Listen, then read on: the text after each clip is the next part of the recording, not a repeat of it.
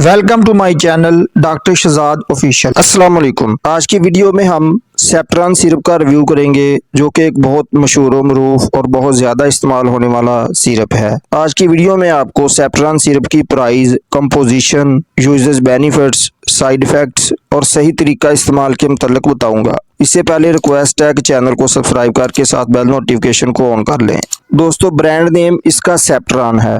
ये एक simple Septran है। उसके अलावा सेप्ट्रान DS ये डबल मिकदार में होता है, यानी इसमें जो इंग्रेडिएंट्स शामिल हैं वो डबल मिकदार में शामिल किए गए हैं। और GSK फार्मा इस सिरप को तैयार करता है। 50 मिलीलीटर पर ये सिरप मुश्तमल होता है। और कीमत की बात कर लें तो 62 रुपये में आपको हर मेडिकल स्टोर से आसानी मिल सकता है। सेप्ट्रान सिरप में मौजूद इंग्रेडिएंट्स की बात कर लें तो इसमें ट्राइमेथोप्रीम और सल्फामेथोक्साजोल ये दोनों इंग्रेडिएंट्स शामिल होते हैं। ये दोनों पावरफुल एंटीबायोटिक्स होते हैं। सेप्ट्रान सिरप के यूजेस, बेनिफिट्स की बात कर लें तो इसका इस्तेमाल स्किन इन्फेक्शन में करवाया जाता है। स्किन इन्फेक्शन की अलामात में फोड़े, फिंसियाँ या रेशे वाले दानों में इसका बहुत अच्छा रिजल्ट है। एलर्जी, खारिश वाले सिरप के साथ भी इस सिरप का इस्तेमाल करवाया जाता है।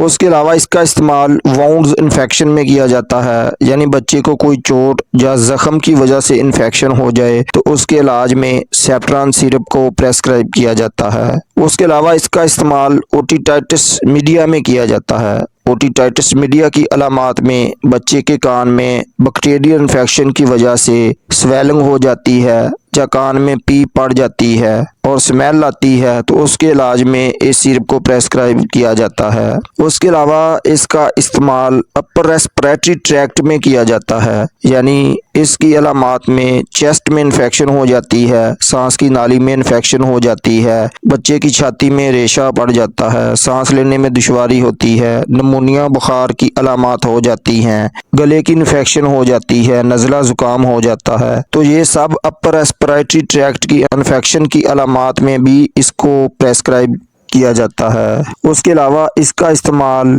डेंटल इन्फेक्शन में करवाया जाता है, यानी दांत की इन्फेक्शन में इस सिरप को प्रेस्क्राइब किया जाता है। उसके अलावा यूरिनरी ट्रैक्ट इन्फेक्शन में इसका इस्तेमाल करवाया जाता है, यानी पेशाब की नाली में इन्फेक्शन या मसानी वगैरह की इन्फेक्शन में डॉक्टर इस सिरप को प्रेस्क्राइब करते हैं। इस सिरप के साइड इफेक्ट्स की बात कर लें तो डायरिया, लूज मोशन का मसला बन सकता है, मतली की कैफियत हो सकती है, उल्टी आ सकती है, भूख में कमी हो सकती है, सर दर्द का मसला बन सकता है। तो इसलिए डॉक्टर के मशवरे से ही इस सिरप का इस्तेमाल करना चाहिए। सेप्ट्रान सिरप के तरीका इस्तेमाल और डोज की बात कर लें तो ये इसके ऊपर भी मेंशन किया गया है।